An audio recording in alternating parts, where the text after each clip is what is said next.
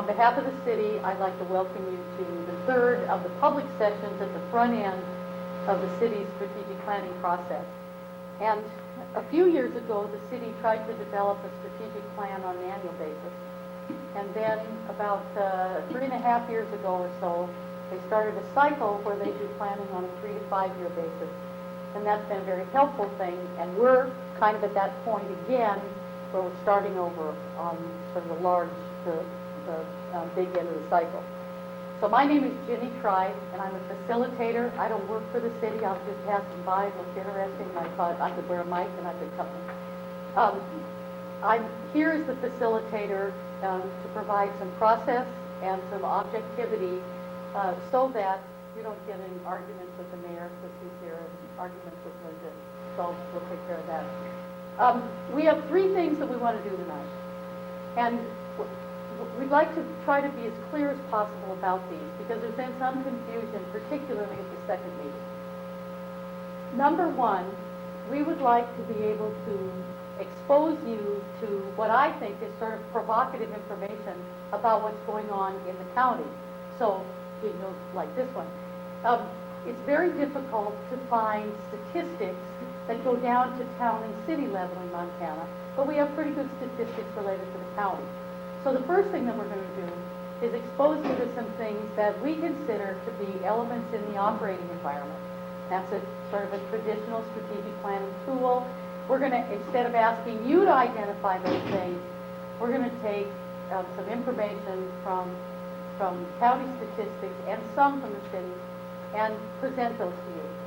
They are not intended for you to then move immediately into what the city should do. They're just to give you some exposure to what's going on. I think they're pretty interesting.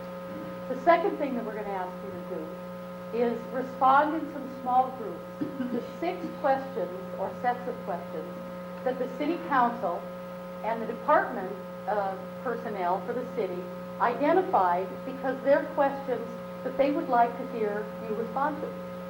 They're not questions that will go directly into specific things about what will happen in the city, but they will focus on some things that will allow the city then to kind of look at some trends, to look at common themes throughout the 3 sessions, some things that they've identified, test some assumptions. So I would not want you to think that you're going to use those questions to do some very specific identification of what you want the city to do, but rather in sort of some thoughtful and brainstorming ways, we're going to ask you to respond to those questions. The other thing I'd like to say about those questions is that we are not expecting consensus in the group. It's a brainstorming exercise. And it'll be interesting to compare your answers, since you represent organizations and agencies and partners with the city, and compare your answers perhaps to those of members of the neighborhood councils or folks that came to the very first meeting who were out of boards and commissions that actually give advice to the city in a variety of ways. So we just want to be able to look at those 3 pockets of information and then use those as sort of a front-end thing to cause the city to get started on looking at the objectives and the emphasis areas that they're going to pursue in the next 3 to 5 years. Third thing we're going to ask you to do is at the very end of the meeting, we're going to give you a copy of the city's vision and guiding principles and the goal categories that they've used over the years, and we're going to ask you to affirm those or give us some other input related to them. Just so they're very broad, they're the kind of thing that probably you could put any town or IBM or St. Francis of Assisi convent on the front of them and, you know, change a couple words in the vision and work out. But we really want you to think about the goal categories and see if they still make sense for the city. So are you willing? Does that sound okay? I've had 2 people come up to me tonight and say, could you try to make this not last 3 hours?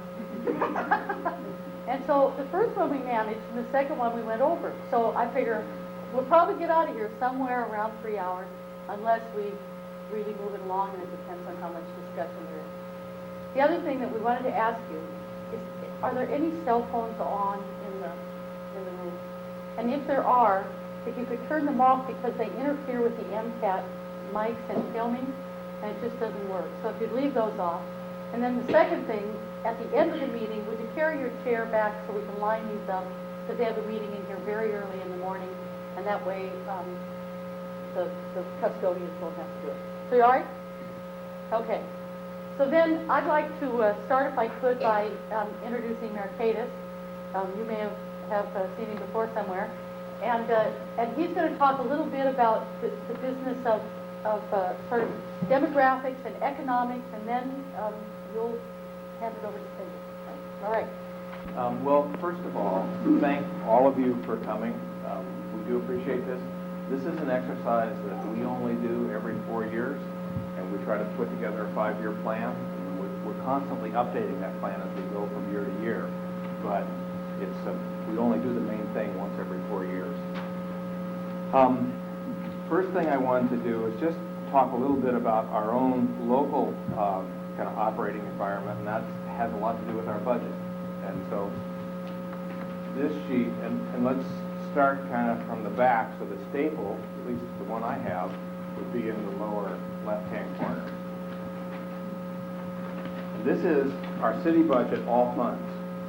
Now, we took out, there's a lot of double counting when you do an all funds budget because you're transferring money from one fund to another. So we took that out. But even so, this is an extremely misleading pie chart. And the reason is because there are a lot of things in here that are capital funds that are available for expenditure, but in all likelihood won't be expended this year or next year or maybe the year after. So that's why you have such a big piece that's sewer. We have one project in sewer right now that is $17 million. We're going to be spending that over the next 3-4 years. So that's all shown here in 1 year. Same thing is happening in parking commission. We're showing $4 million. They have an operating budget of, I don't know, $500,000 or so, something like that. But they've got capital resources and they've got debt. Same with the redevelopment agency, MRA. So take this with a grain of salt. But this is everything. This is all the funds that we get in and money we spend this eventually on something or another. What is much more descriptive is the general fund. So let's fold this in half and just go to the sheet, just this one. I think I'd rearrange these a little differently next time, but this just is in our general fund, which is about a little less than $30 million now, that's most of kind of the stuff you see is in the general fund. And this is just a breakdown of kind of how it gets spent. And the main point to take away from this is that 70% of it is on wages and benefits.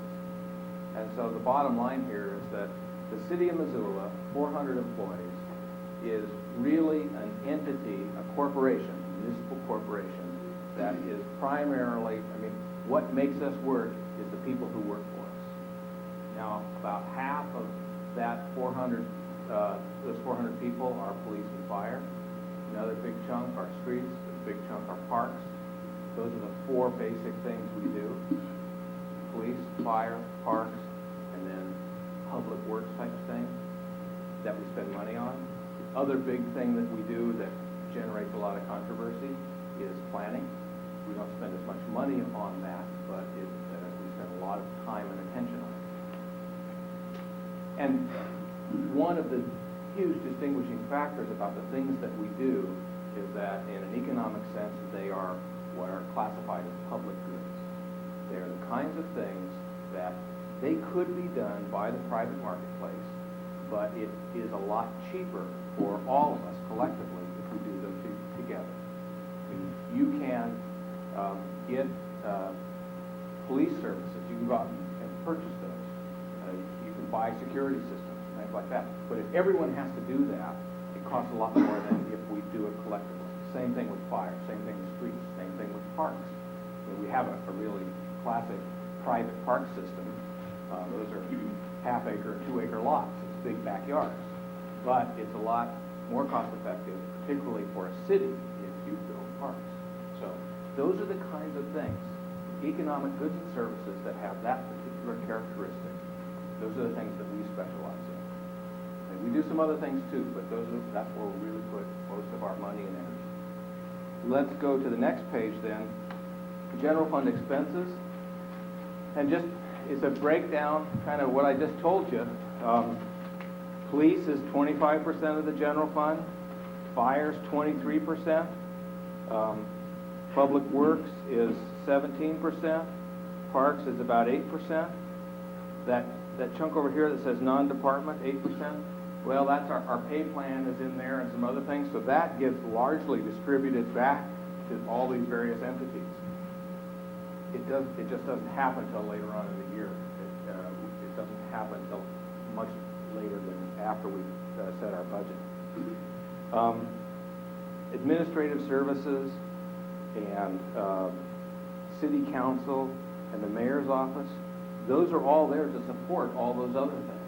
So you wouldn't need those unless you were doing the other things. And then, we spend some money on planning and grants, 2%. We've got a municipal court, that's 2%. Health department is 3%. Cemetery is 2%. That's pretty much what we do. Then, where does it come from? Again, we're just looking at the general fund. So this doesn't include sewer fees or building code revenues or things like that.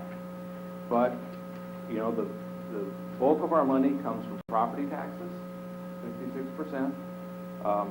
We do have a component that is fees. We're looking at that right now. We've spent $60,000 to do an analysis of a cost of service study, and we'll probably be changing some of those fees in the near future. The police department and the courts bring in some money through fines. Transfers in, comes from a number of different places. Now, state entitlement, that's a new program that was started last year. That's money that we get from the state. We gave up a whole bunch of little revenue streams in order to get that. It's theoretically a nice, stable revenue source. We'll see. I'll be spending a lot of time in Helena making sure that it stays that way. Licenses and permits, those are all fee-for-service type of things. And then intergovernmental. That's kind of where the money comes from. Then the other thing I wanted to talk about a little bit, and I think we'll have a minute or two for questions, and Cindy's going to talk about some demographic changes when I get done, and we'll take some questions. But this sheet, Missoula County data, and it's really economic data, but it provides you kind of a big picture of how our little economic world has changed over the course of 20 years. And there are just a couple of points that are really worth noticing here. If you go to this middle table, you can see the same thing in the table down below, but the middle table is gross income by sector. The big changes are, first of all, manufacturing has gone from 21% of our total economic base when measured by income to less than 10%. Okay. Now what that is lumber mills. They have closed. Now what's interesting is that trend is exactly the same thing has happened nationally, only worse. That decline. Exactly the same thing has happened across the country. Now where's the difference been made up? And you go all the way down almost to the bottom, the services. Gone from 15% to almost 30%. And it's a whole wide variety of services, and we tend to complain about this because we think we're losing good, high-paying unionized mill jobs, and in return, we're getting a bunch of burger flippers. And that's not accurate. That is not what's happening. What we're getting in that service sector are a lot of good-paying jobs. The biggest increase when you look into the subsets of the service sector are medical services. Look at St. Pat's, look at community, look at all the medical services that have grown here in Missoula. The other major kinds of increases that you see that make up that big change are business services, legal services, engineering services, things like that. And they are by and large, reasonably decent paying types of things. So this transition is, we don't have much control of it. This is what's happening nationally and globally, and we have to respond to it. We have, as a state, I think, have spent a lot of time trying to say, whoa, we don't want to do that. We don't want to close any more lumber mills. We don't want to do this. And the fact of the matter is that it's going to happen whether we like it or not. And so I guess what I'm trying to encourage us to think about is, okay, what has happened? How has it changed? How can we take advantage of the changes? Rather than swimming against the current, let's turn around and swim with it. Because this kind of transition is going to continue to happen. It's happened big time already. Don't expect it to stop. It will keep happening. The other thing that I think is significant in these numbers is to look at retail trade. We have this impression of Missoula, and particularly now with North Reserve, as becoming this huge retail center that is this huge sucking sound that we're taking all the retail out of the whole region. The fact of the matter is that's not the case. The retail sector is just about as big as it was 20 years ago. It hasn't changed very much at all, or at least our place in the regional economy has not changed. I mean, it hasn't changed much in our local economy, but it hasn't changed. If you look, if you start comparing how we compare with Ravalli County or Lake County, it hasn't changed very much. I think that's a real interesting fact. We're kind of going along with the flow on that. And fortunately, we're still able to maintain places like the Bond downtown, and Southgate Mall is stable, and North Reserve is doing reasonably well, though they have, they go up and down. There's a lot of tension, I think, between those entities as that economic dynamic plays out, and who knows what it will be like next year.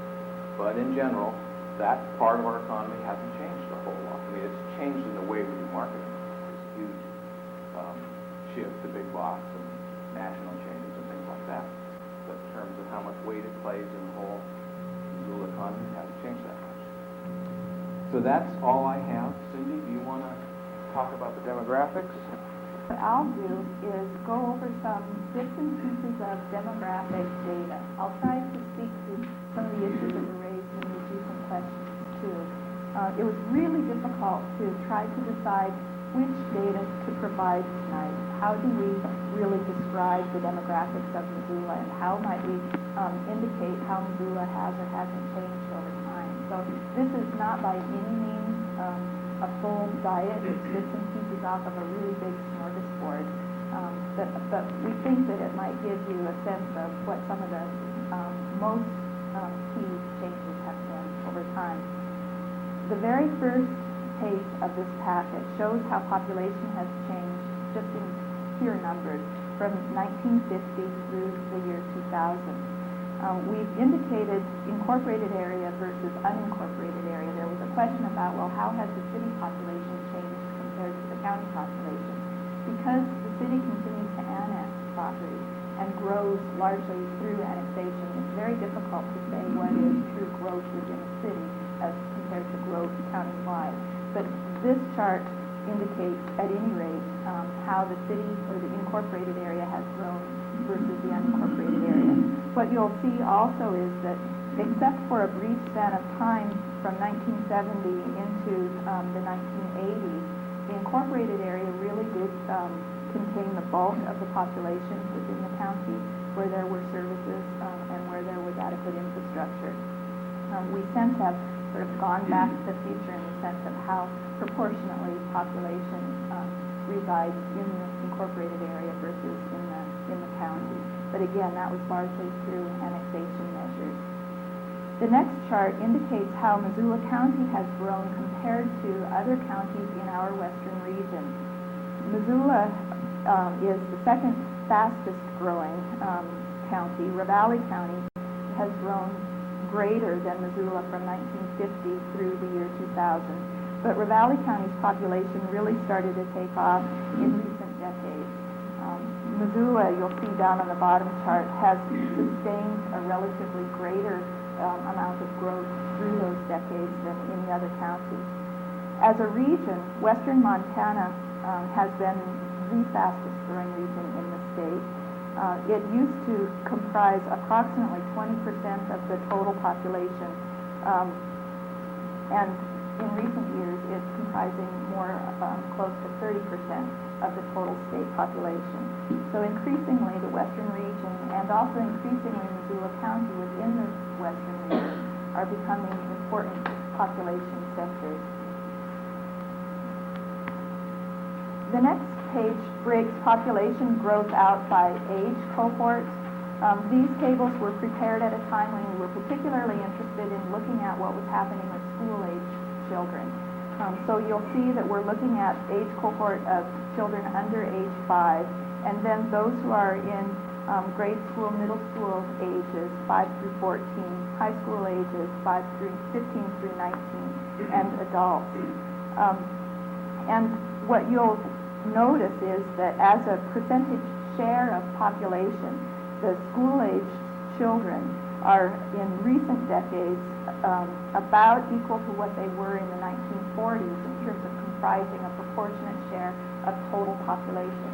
Again, in that sense, we're sort of going back to the future, except for the 1950s and the 1960s when school-age children really became a greater share of the total population. We now are settling back into a time when they comprise between 6 and 7% in the underage 5 group, around 13 to 15% in the middle school and grade school age cohort, and around 8% in the high school age cohort.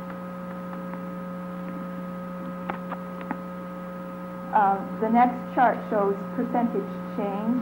You'll see that in 1970 is really when we started to see a drop in age, in population of those aged under 5 years. In 1980, it was the next group, the 5 through 14-year-olds, who dropped in population. And in 1990, as you can expect, it was the high school population that dropped in age. Now again, in the year 2000, we're experiencing a drop again of the under 5 age group. The adult population continues to increase, but the school-age population is continuing to steady out or drop. There's a question about how the adult population has changed over time. The next table indicates how from 1990 to the year 2000, those who are in the age 65 and older group have increased by about 18%. Of that age group, the 85 and older group has really increased at a greater rate, though their numbers are fairly small. We think a lot about the population aging, and demographically that's true. Our population is aging, which is an important consideration when we do transportation planning. For example, people will need to have modes of transportation other than being able to drive themselves in vehicles. You need to grow old or to age in place to be able to maintain your home. Your place of living is increasingly an important issue. Family care is increasingly an important issue. And when we look at some of the social demographics, certainly the aging population comes into play as being important there. The next table shows how population change has occurred in various neighborhoods in the urban area, suburban area, and in the rural parts of the county. Overall, the urban area has increased in population from 1990 to the 2000 census by about 18%.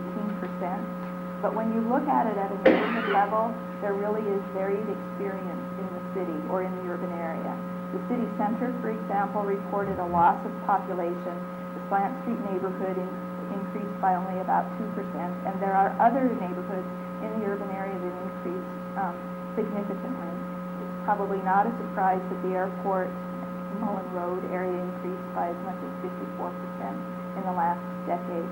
That's where we're seeing a significant amount of growth and will continue to in the decade to come. What might be more important from a growth policy perspective is that the rural part of the county is growing at a rate greater than the urban or suburban part of the county. the Lolo, 9 Miles Potomac area, and the reservation area up near Evero in total increased about 46% in that same period, in that same decade. So while the county as a whole increased about 22% in population, the disbursement of population in terms of increase, percentage increase, was really more in the county, in the rural part of the county. During that same period of time, the city itself, just the city, increased in population by just over 20%. But again, that would be primarily annexation, which is the reason why we look at the urban area statistics rather than try to look at just the city versus the county. The next table shows how we're projecting growth will occur in the next 20 years. This is something that is important to us as we plan not just for growth, but for all things associated with growth. There's an impact fee study that is being conducted that cares about what our projected growth may be. There's a transportation plan currently ongoing that cares about what our future growth may be. And obviously, when we do long-range planning in the county and in the city, it's important to us to try to plan for what the future might hold in terms of needs for services, amount of population needing housing, the amount of land consumption that may be necessary in order to support additional families. There's an important relationship between population growth and transportation, and I mention that because of the transportation plan that's currently happening. There's a disproportionate relationship between an increase in population and an increase in vehicle miles traveled in a given area. Vehicle miles traveled tend to increase exponentially compared to population increases. And that's an important issue for the Missoula urban area. We have long been concerned about the health effects of air quality, and we've done a lot in Missoula to try to improve air quality and sustain and improve condition of air quality. We imposed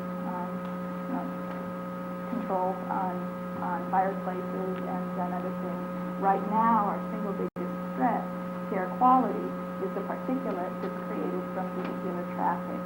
So it's an issue that we really need to address and are concerned by or about.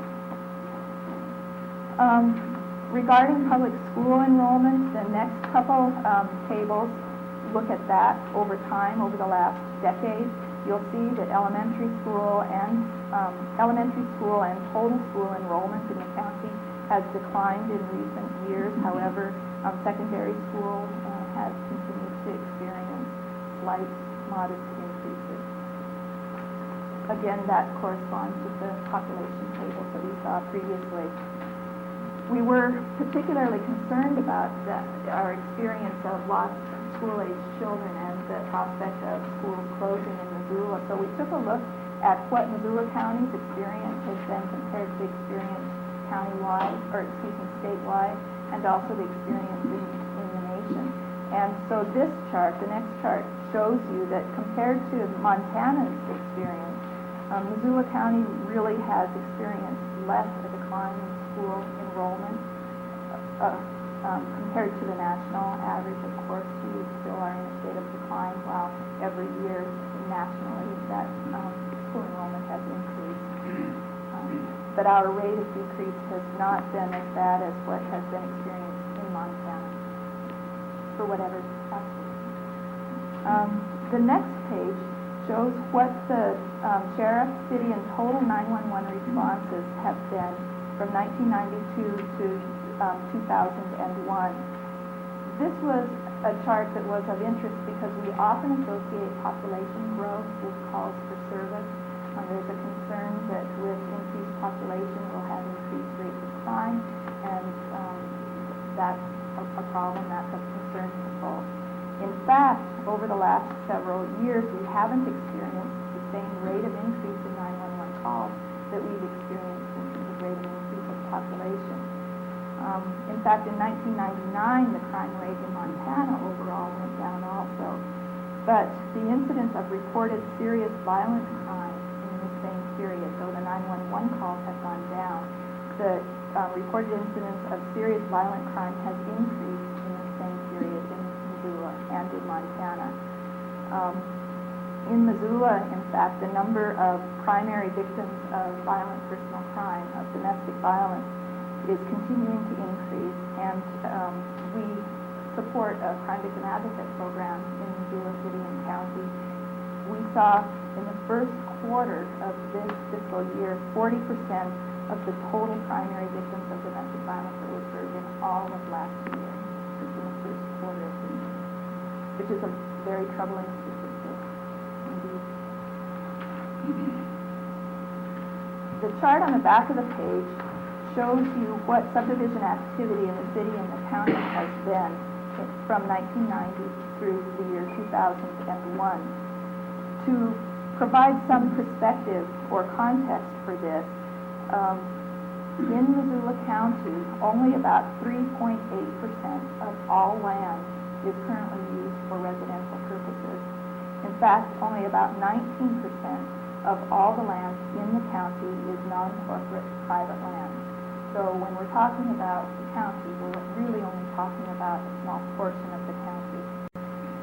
What you'll see is that in that period of time in the city compared to the city had only 1/4 the number of subdivisions that the county saw, but even so, there were only about 1/10 the number of acres that were subdivided. Now, when you look at these statistics, I'll caution you to keep in mind that these are jurisdictionally based. So Missoula County is really Missoula County, and Missoula City is really Missoula City. So the subdivisions that are occurring in the West Reserve Street area or in the Miller Creek area or in other areas not yet annexed are considered county subdivisions in this. So though we see the average lot size created in the county is 2.3 acres, in fact, in the rural part of the county, the acreage is quite a lot larger. Even so, people are surprised, planners are surprised also when they see that the average size lot created in the city through subdivision was 0.7 acres. Typically, people expect to see a 1/4 acre or less in terms of lot size created through subdivision in an urban city environment. The size of lot and the size of house built on a lot is important because housing is important in the city. The availability of affordable housing continues to be a problem that we're concerned with in Missoula. The 1999 consolidated plan suggested that about 720 units needed to be built every year in order for us to adequately provide meet the need for housing in the city, and we aren't quite keeping up with that. In terms of recent statistics, HUD issued a report that indicated that in the year 2002, estimated median family income, now this is median family income in Missoula, was $45,200. If we consider affordable housing that takes only 30% of a family's income, then the maximum affordable monthly housing cost for a family with the area median income would be $339. In Missoula, the fair market rent for a studio apartment, not even a 1-bedroom apartment, is $357 per month. In order to afford a 2-bedroom apartment in Missoula at fair market rent, a family earning area median income would have to spend about 50% of their total income on housing costs. In putting it another way, in Missoula County, a person must earn 198% of minimum wage, or about $10.19 an hour, to be able to afford a 2-bedroom unit at fair market rent. Homelessness is another issue that we're concerned about. It's related to housing affordability. Every year we conduct a survey in April to see how many homeless families, individuals, or children there are in the Missoula urban area. On April 26, 2002, we counted 562 homeless people in Missoula, 138 of whom are children under the age of 18. In Missoula, 33% of the people who are homeless are families with children. Missoula's children who are homeless attend 3 to 8 schools in a year and are likely to have skipped an entire year's school. This obviously has consequences in the community. 15% of Missoula's homeless lost their housing because of domestic violence. 18% of Missoula's homeless have full or part-time jobs. Almost 14% of Missoula's homeless people have lived here their entire lives, and about 36% of Missoula's homeless people have lived here for more than 2 years.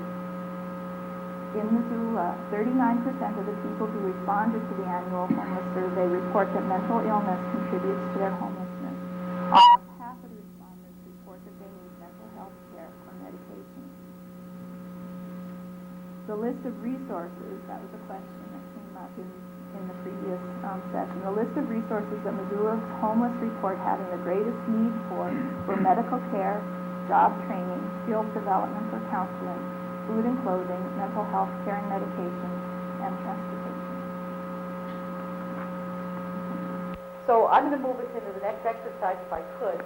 And what I'd like you to do is form yourselves into 6 groups. And so I have some criteria. My first criterion is that there are 6 groups.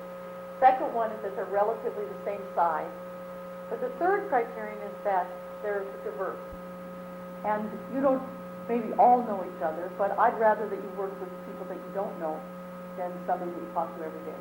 So that within the group, we have some diversity of thought around the questions that I'm going to assign to you. So I'm going to give you about, when the big hand is on them, I'm going to give you about 1.5 minutes to group yourselves, if you would, into these 6 reasonably diverse groups. We didn't agree on everything, but we're going to represent several of the issues, whether we all agree or not. Things we think we do good. Public works, and of course taking care of some of the infrastructure needs of our city.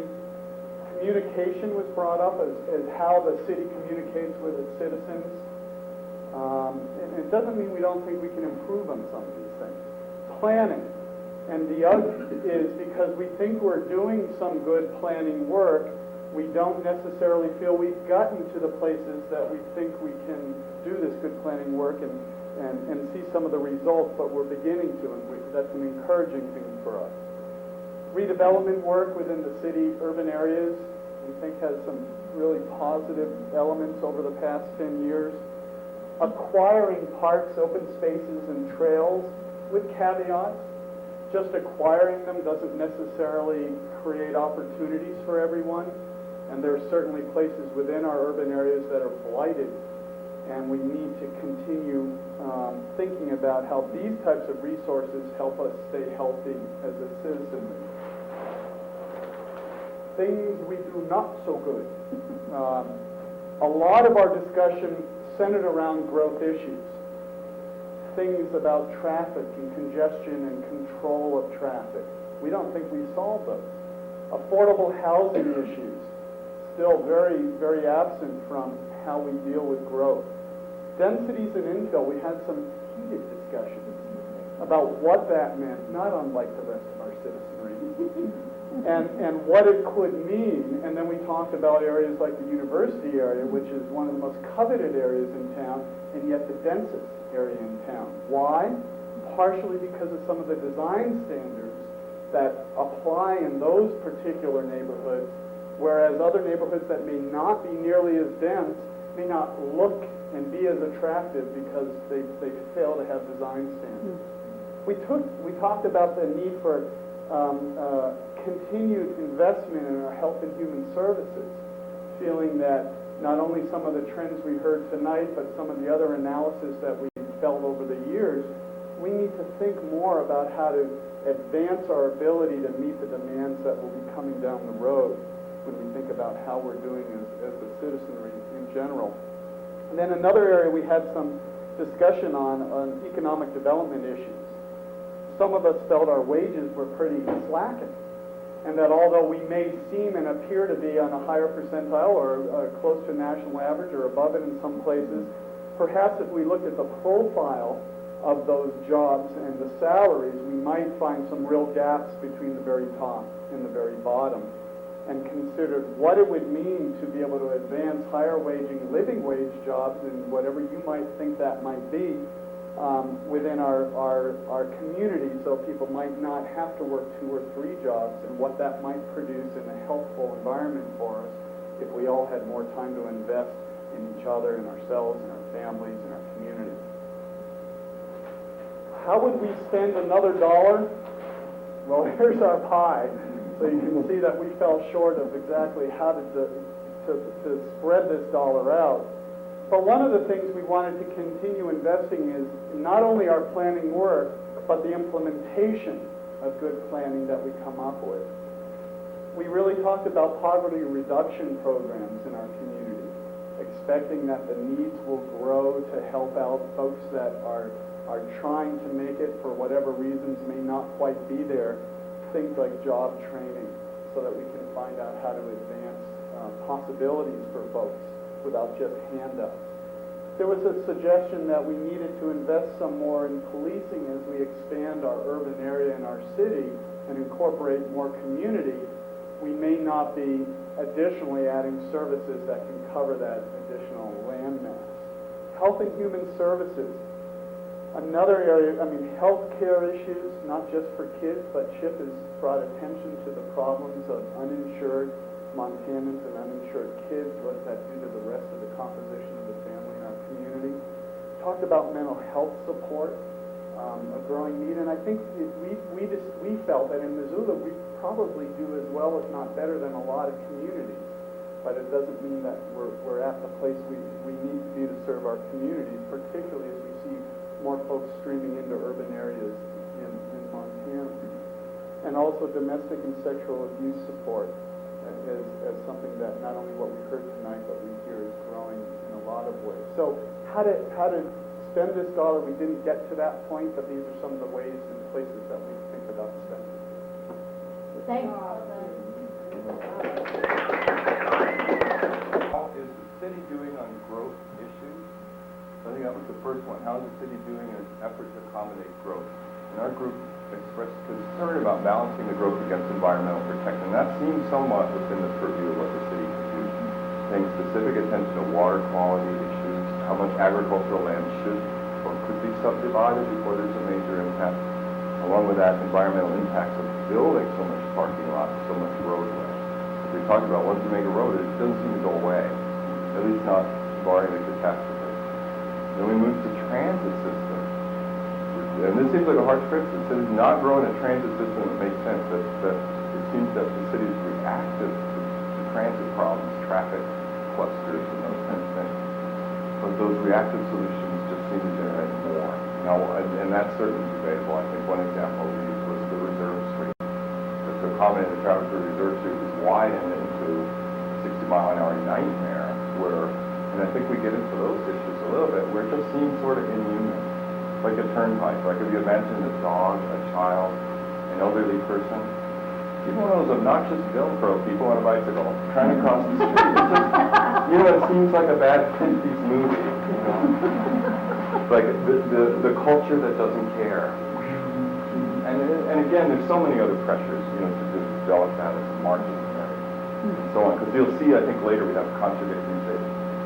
What should the city do? The city should invest further in a public transit system and maybe market this public transit system to an aging population to support, that's my word, an asset need of more public transportation later on. So imagine, let's say, if the county is aging, maybe the city can do something to convince people that the car isn't such a good deal, such a convenient, nice thing to use to get there. Okay, this seems out of the purview, but now I'm editorializing. Concerned about box stores. What would the city do to say no to Walmart or all the giant stores that people see in Missoula? I think so many people that are downtown-centric people hold that out as the greatest change in Missoula. And I guess Mike was kind of pointing out the retail thing hasn't changed. But I think for a lot of us, that was a very significant impact to see what grew up there. So what could the city do about it? We changed the housing rental market. I remember asking Linda, what had happened to cities attempt to try to register landlords and make a little more sense out of that system and say, geez, a business involving very basic human needs can be regulated in some way. And I think many people know the city suffered a big setback in doing that. And then that essentially the court said, gee, you can't do that invasive. I don't even know the arguments, but we know it was a concern, and we know the city tried it and had a very negative impact. You're talking about losing in court. Losing in court the ability to register landlords and I guess conduct a safety inspection as a matter of course to say, gee, you want to rent something, let's see what it is that you're putting people into. Unacceptable changes from growth. Giant wide fast roads or traffic jams. See, for our group, which is it going to be? Are we going to move the traffic? So what I wrote was we want growth without cars. How do we get there? We're all a big concern about the growth, that everything becomes stretched out and anonymous. There's no feeling of connection or neighborhood, and everything is divided by a separate unit, a separate car, a separate house, a separate everything. And also another concern related to water, where the streams and the creeks would be covered and regulated and turned into ditch or pathetic cemented things we once called a river. That neighborhoods wouldn't have parks because infill became so important, so that parks wouldn't. Which I think that there's my emotional, denouement. Indifferent anonymous population that feels helpless because it's so big. It feels it has no center. We're all in our little boxes. There's nowhere for us to gather. There's no sense of communication, and all is lost. So that's the nightmare growth, right?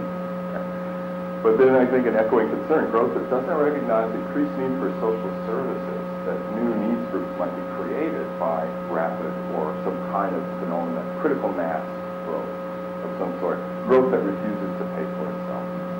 So I don't think this is a super figure point, but it's realistic to think of ways developers would take on responsibility for their development, that there would be issues of livability, parks, neighborhood creation, that growth should create some common ground places for people to gather, visit, exchange information about themselves or their lives.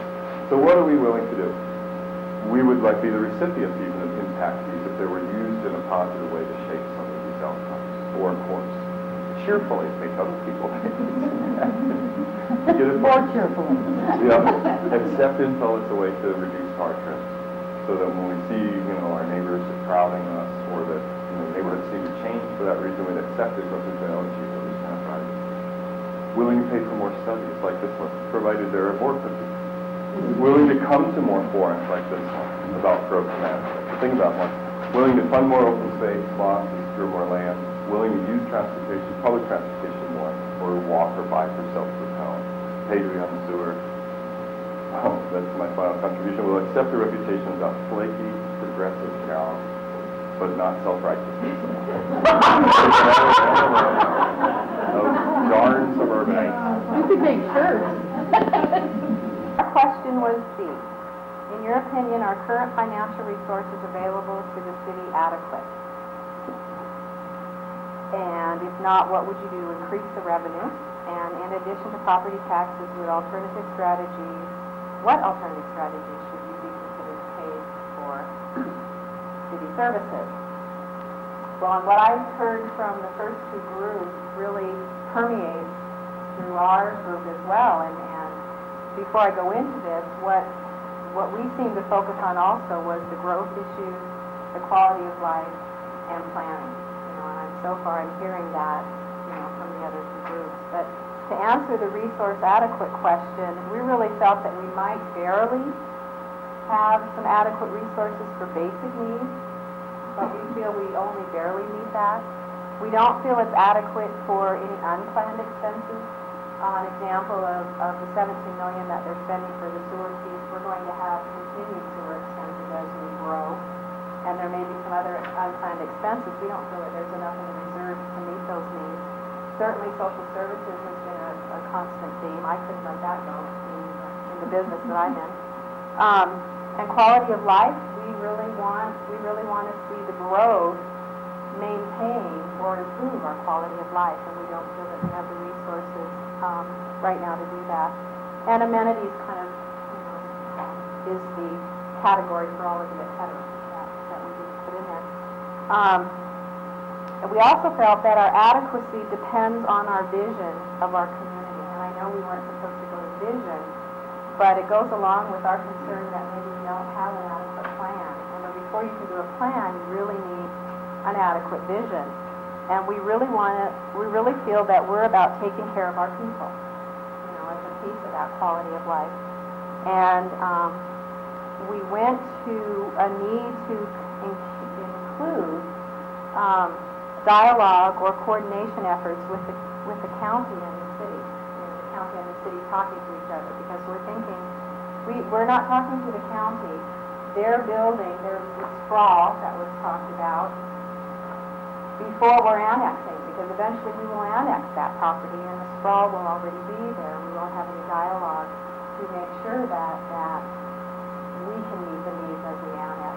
So we really felt that part of the vision needed to be an increased dialogue between the county and the city. Well, and then we got the really fun task of figuring out how to pay for all of this. So don't throw any purses or wallets at me. But we talked about impact fees and impact fees was mentioned before too. The larger the cost to the budget, to the city budget regarding infrastructure, we felt that the cost needed to be larger to the builders, for the subdivisions or the land commission. We felt that perhaps that could be an increase in impact fees. We also noticed that a lot of the retail stores in the city center are being leased for office space, and so we're losing some of those retail taxes, and we're wondering if perhaps we could have a higher surcharge to those businesses that convert the storefront into offices, so that we don't lose that tax base. We also talked about a community tourist tax, a special use tax, a second home tax. There's a lot of us in Montana that have second homes, right? And only how many percentage of people can afford their first home? Federal fund leveraging. I don't know what's available to the city, but I certainly know that we're losing a lot of that leverage if the state, makes some of the choices that it's planned to make. Investing in creative planning, going back to the planning piece that other people have talked about. We want a plan to achieve smart growth. Phil? I didn't catch. Well, just talking about it, so that, you make the city be a place people want to live, and that we can accommodate increased growth in the city to continue The quality, okay, the high standard of livability, which in turn we expect will attract more taxpayers. And then the MRA, we were wondering if there could be a dollar amount from their reserves or budget that could be invested in a trust to address some of the social service needs, specifically in the downtown area. Right now, my understanding that their dollars go to the physical structure, and there is an impact in downtown of improvements or a larger business area, and perhaps some of those dollars could be set aside from an income source where just the interest or whatever could then be directed towards the social services. Our question was, what should the city do to manage increased traffic? What an exciting question. And specifically, what would you be willing to do to help alleviate traffic congestion? I said that I biked tonight, and somebody suggested I wear my helmet, but I'm not wearing my helmet. But if I did, one thing we could do, I was thinking as a community, is to make it kind of fashionable to wear helmets, because they look so attractive. But then again, I'm not wearing mine, so that's the big thing to try to accomplish. But really, I think that kind of characterizes a lot of what we talked about, and it's in some ways changing norms and developing a different culture, and I've heard a lot of it from the other groups already too. So we just brainstormed ideas, and we came up with support public transportation, kind of any way that we can. A few ideas were to increase the frequency of service, because I think sometimes there's 30 minutes or an hour between buses, which makes it hard to wait for people who I think have, all of us having short attention spans and being impatient, hard to wait. More park and rides, because that seems to have been successful done by the university, and increase the bus transfer stations. There were some suggestions about developing more roundabouts, circles, medians, and speed bumps thinking that there might be a way to calm traffic and slow it down. Charlie was in our group. Charlie's a student at Hellgate High School who is currently in driver's ed. And he said that the traffic circles seem to work pretty well around Hellgate. We had heard some rumors that maybe the students were using them to drive around really fast, but at least he thought that there was That's an idea, though. to drive around really fast. Not a good one, but it's an idea. We talked about connecting pedestrian and bike trails so that there was a nice coherent and cohesive way of using alternative transportation. We talked about coordinating public transportation with surrounding population centers like the Valley and up north, and talked about the possibility of light rail systems because those have been pretty successful in other communities like Portland and in Europe, of course. Light rail is the way to get everywhere. Increased use of portable speed registers to kind of, again, calm traffic because when people see those speeds, sometimes they slow down. We talked about varying the start and end of the workday so that there would be less of a tendency for rush hour, and maybe having 4 10-hour workdays instead of 5 8-hour workdays, again, in an effort to decrease traffic on certain days or certain times. We talked about using psychological or behavior modification techniques, and of course there's all kinds of... Who thought of that one? Actually, I think it maybe was maybe Luann, that was it. Wasn't it? Yeah. Well, we did, somebody else did bring up... Subliminal messages on the radio station? You know, that's not a bad idea, although actually the liminal messages tend to be more effective than the subliminal messages. So, you know, we talk about behavior mod kind of, I think Luann did bring up the idea of rewards for people who use transit or rewards for people who bike, and I think one of the problems with that is that it really puts the city kind of in the position of we're the authority and we're going to try to control you through, you know, certain kinds of external control things, which reminded me of a guy who was actually working with a whole community in Corning, New York, a community of 20,000, to kind of re-establish the theory on which the city runs, which is a theory that he invented, of course, called choice theory, which basically gets people to buy into internal, intrinsic motivation, and by asking questions like, what do you want? Well, I doubt that anybody really wants to be stuck in traffic a lot. I doubt that anybody really wants to have lower air quality, and to try to get the community on the same page with regard to that, so that then you can move toward making a new plan so that the whole community can move forward together to have better air quality and things like that. But that's a non-behavior modification strategy. And kind of a cool one. Find out what other cities are doing. Obviously, there are other cities who are facing the same issues that we are. Now, it's interesting that I think the one group talked about using mass transit for older populations. We really talked about maybe working with the younger populations and getting into the schools to try to, again, develop a culture and an attitude toward public transportation and toward carpooling and things like that. Things we could do, we talked about organizing and minimizing trips, carpooling, biking, walking. Task was E. I guess everybody probably assumed this was the easiest one. First one was, what do you value most about living in Missoula? And we went citizen involvement, and that's on all levels. Government, nonprofit, clubs, volunteer efforts, just a citizenry that is very involved. Walkability in certain areas of town. Certainly, there's been a lot of talk about the downtown area, the university area, some of the older neighborhoods that were designed that way. Well, they were designed that way because you just had horses and buggies in the old days, so what you had to do. Diversity of people and mutual respect.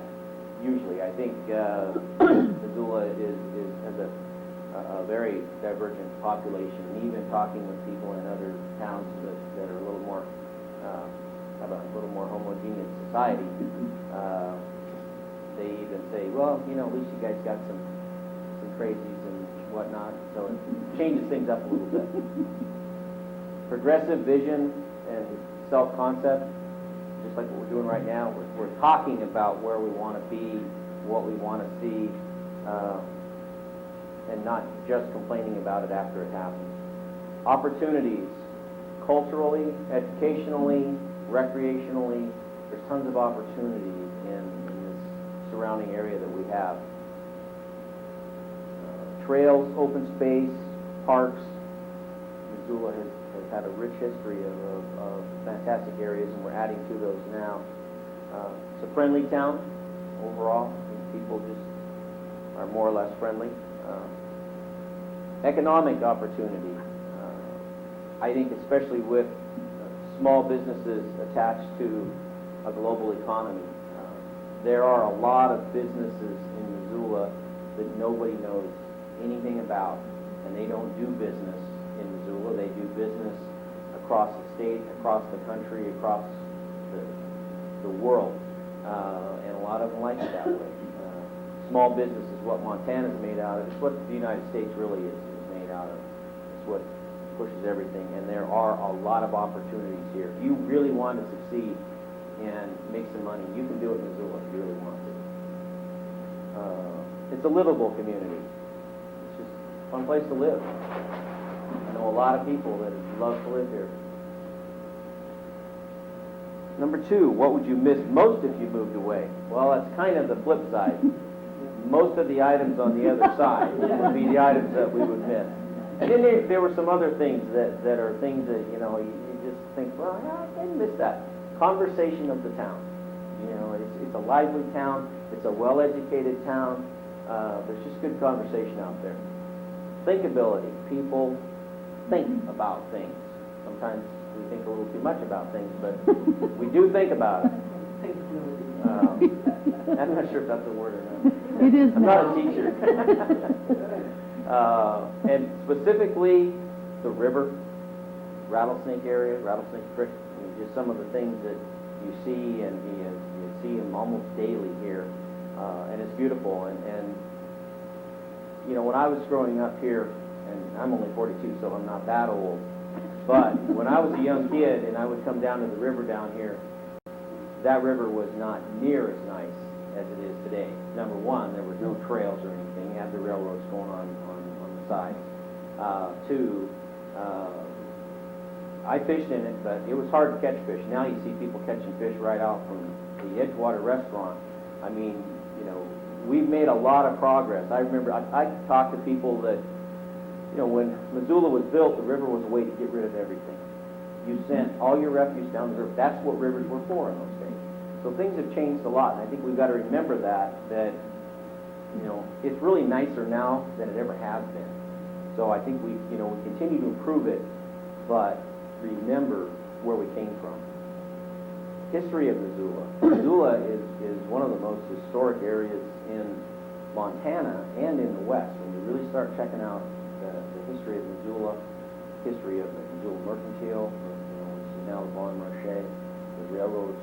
You just walk around downtown and you'll see the history, the university, general hubbub around town. This is life.